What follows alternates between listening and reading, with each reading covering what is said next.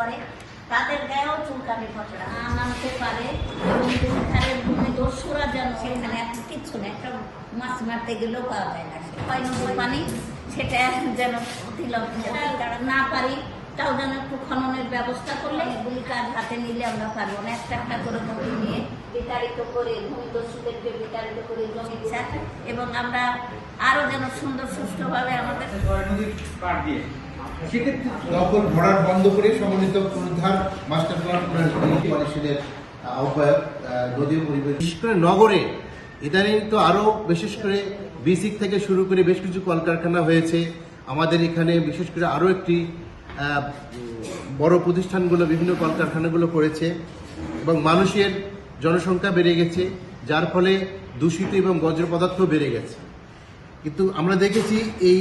একদিকে তো সংকুচিত হয়েছে এই জলাধারগুলো, আর একদিকে এই ড্রেনগুলোর মধ্য দিয়ে আমাদের যে বিষাক্ত বজ্রগুলো আছে সেগুলো এই নদীগুলোতেই গিয়ে পিছনে যে নদীগুলো আছে সেগুলো বিষাক্ত করে ফেলছে। এর ফলে কি হচ্ছে, আমরা এখানে দেখেছি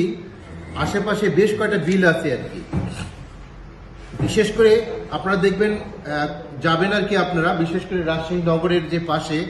যে সাপমারার বিল আছে, বাগমারি বিল আছে, ভুগরইল বিল, পাইকরের বিল, বড়বাড়িয়া বিল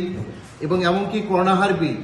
এই যে দূষিত বর্জ্যগুলো আছে সেগুলো গিয়ে পড়ছে। এখানে হাজার হাজার হেক্টর জমি, কৃষি জমি নষ্ট হয়ে গেছে, সেখানে ফসল ফলতেছে না।